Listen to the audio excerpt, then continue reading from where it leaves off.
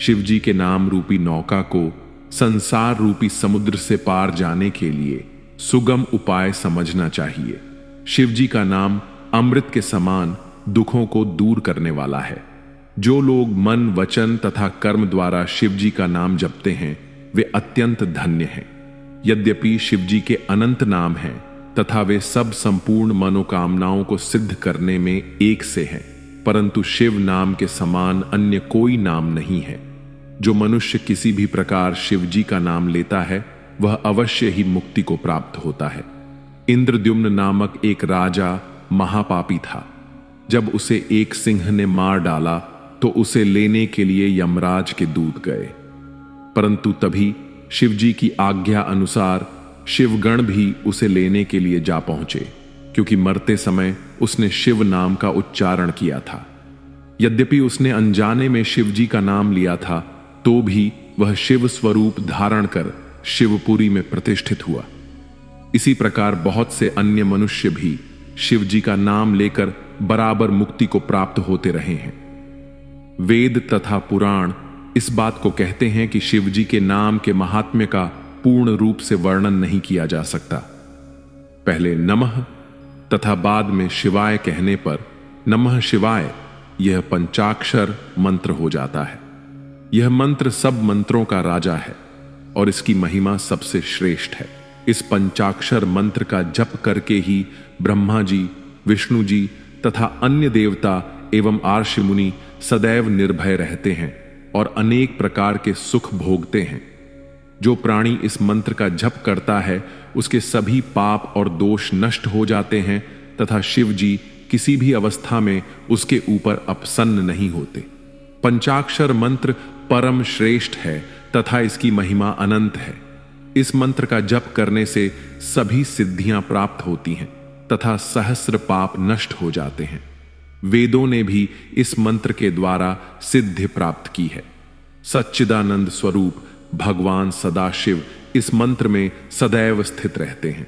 जो मनुष्य सांसारिक सुखों में लिप्त होकर अपने जीवन को नष्ट कर रहे हैं उनके कल्याण के हेतु भगवान सदाशिव ने इस मंत्र को प्रकट किया है।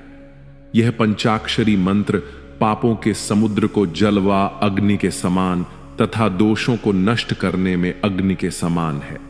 सभी मनुष्य इसके अधिकारी हैं।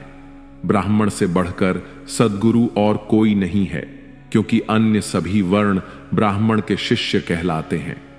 गृहस्थ मनुष्य को उचित है कि अपने से नीच वर्ण वाले को अपना गुरु कभी न बनाए, अन्यथा उसे बड़ा पाप लगता है।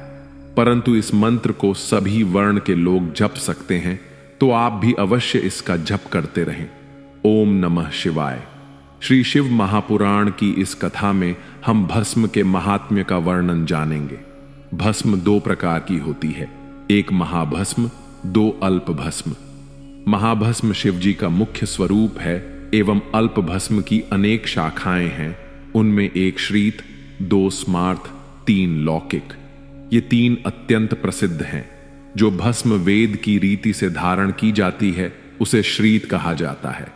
जो भस्म स्मृति अथवा पुराणों की रीति से धारण की जाती है उसे स्मार्थ, तथा जो भस्म सांसारी अग्नि से उत्पन्न होती है और धारण की जाती है उसे लौकिक कहा जाता है। पहले और दूसरे प्रकार की भस्म केवल ब्राह्मणों को ही धारण करनी चाहिए तथा तीसरे प्रकार की भस्म को सभी वर्णों को अपने शरीर पर लगाना चाहिए। ब्राह्मणों को उचित है कि वे वेद मंत्र का उच्चारण करते हुए भस्म धारण करें, परंतु अन्य वर्णों को शिवजी का नाम लेकर ही भस्म धारण करनी चाहिए। ब्रह्मा जी, विष्णु जी तथा अन्य सभी देवता, उपदेवता आदि भस्म लगाते हैं। योगी, सिद्ध, नाग आदि में ऐसा कोई भी नहीं है जो भस्म न लगाता हो। वेद का कथन है कि बिना भस्म धारण किए हुए सब आचार तथा पूजन निष्फल होते हैं। भस्म लगाए बिना वेद के मंत्र का जप करना अत्यंत अनुचित है, क्योंकि ऐसे मनुष्यों पर न तो शिवजी कृपा करते हैं और न उनका कोई कार्य ही सिद्ध होता है। भस्म का महात्म्य अनादि तथा अनंत है। उसका किसी भी प्रकार वर्णन नहीं किया जा सकता। सब लोग अपनी अपनी बुद्धि के अनुसार ही उसका वर्णन करते रहते हैं। भस्म को धारण करने में कुल और वर्ण का विचार नहीं होता। भस्म धारण करने वाले मनुष्य को तीर्थ के समान समझना चाहिए। जिस स्थान पर भस्म धारण करने वाले बहुत से मनुष्य रहते हैं, वहां यज्ञ आदि शुभ कर्म अधिकता से होते हैं। ऐसे पुरुष जप, तप तथा व्रतों के शुभ फलों को प्राप्त करते हैं।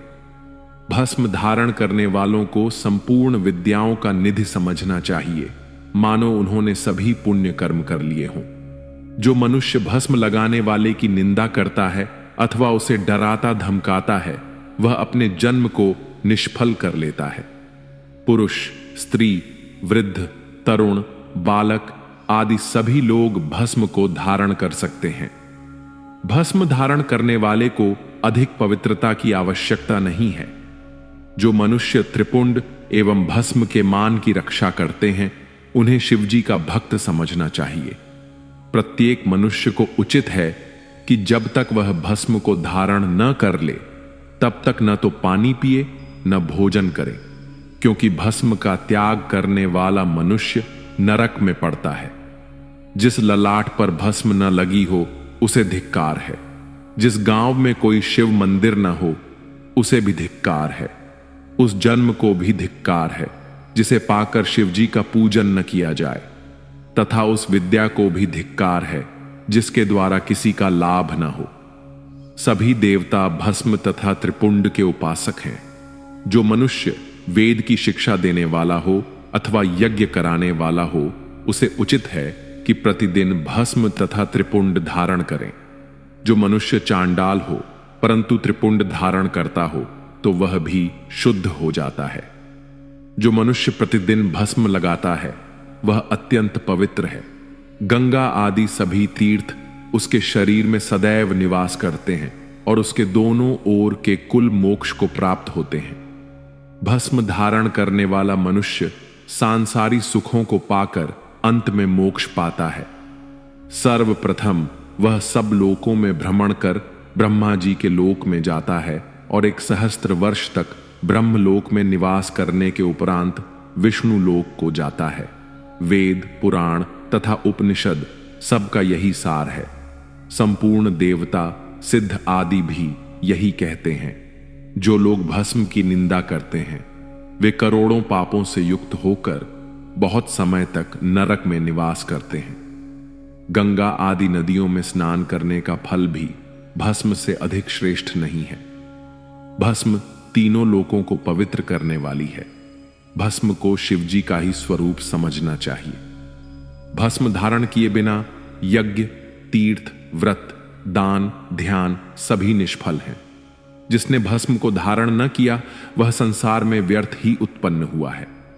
भस्म लगाने वाले को तार स्वरूप शिवजी का ध्यान करना उचित है। वह तार स्वरूप 2 प्रकार का है, एक सूक्ष्म तथा 2 स्थूल। इसका तात्पर्य 1 अक्षर तथा 5 अक्षर है। भस्म 3 प्रकार की होती है, जिसे पहले कहा जा चुका है। कुछ लोग उसका वेद, शिवाण, भव इन 3 प्रकार से भी वर्णन करते हैं। इन प्रकारों में अधीर मंत्र मुख्य है। अस्तु, अधीर मंत्र द्वारा भस्म धारण करने पर यह उचित है कि शुद्ध लकड़ी को जलाकर जो भस्म बने उसे धारण करना चाहिए। भस्म बनाने का श्रेष्ठ नियम यह है कि बेल, पलाश, शमी, वट तथा पीपल की लकड़ी को भस्म के निमित्त जलाएं। इसके अतिरिक्त दारू, लोहा, मिट्टी, कांसा, चांदी आदि धातुओं की बनाई हुई तथा जो अन्न भवन के कार्य में लगाया जाता है, उसके द्वारा बनाई हुई भस्म भी अत्यंत पवित्र होती है। भस्म धारण करने की विधि इस प्रकार है। त्रिपुंड शब्द से 3 रेखाओं का बोध होता है। उन रेखाओं में एक एक देवता विराजमान रहते हैं। भ्रुकुटी से दोनों भौहों के अंत तक त्रिपुंड लगाना उचित है। पहली रेखा मध्यमा से, दूसरी अनामिका से और तीसरी कनिष्ठा से खींचे। बीच में अंगूठे से भस्म लगाएं। इस प्रकार 27 स्थानों पर रेखा लगाएं। उनमें एक एक देवता निवास करते हैं। प्रणव, शुचि, आत्म, लोक, श्रुति, गण, शुक्ति, सवन तथा देवी। इतने प्रकार के सब देवता हैं। मनुष्य को उचित है कि प्रत्येक रेखा को जिससे जो देवता संबंधित हो उन्हें दंडवत करता हुआ त्रिपुंड लगाए।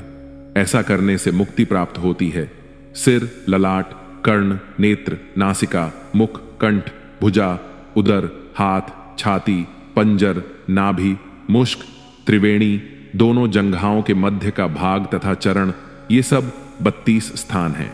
8 वसु, 7 दिग्देश, 8 दिक्पाल तथा 8 इंद्र के नाम लेकर इन स्थानों पर त्रिपुंड लगाएं। सिर, ललाट, कंठ, अंश, भुजा, उदर, हाथ, स्तन, नाभि, पंजर तथा पीठ, ये 16 स्थान हैं। इनके देवताओं के नाम इस प्रकार हैं: शिव, भक्त, नाद, ई, वेद, सूत्र तथा नवश अर्थात इंद्र। इनके नाम लेकर उपर्युक्त स्थानों पर त्रिपुंड धारण करना चाहिए। इसके अतिरिक्त ब्रह्मरंध्र, सिर, भुजा, ललाट, कंठ, स्तन, नाभि, त्रिबली, हाथ, पीठ तथा उदर, ये 16 स्थान हैं।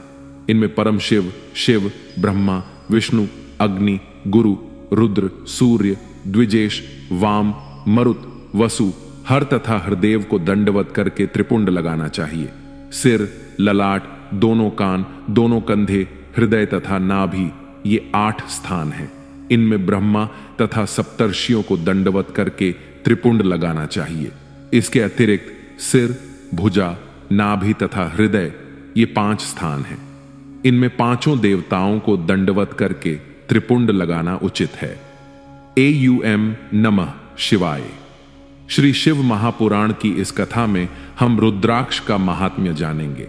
रुद्राक्ष शिव जी को अत्यंत प्रिय है। उसका दर्शन करने मात्र से ही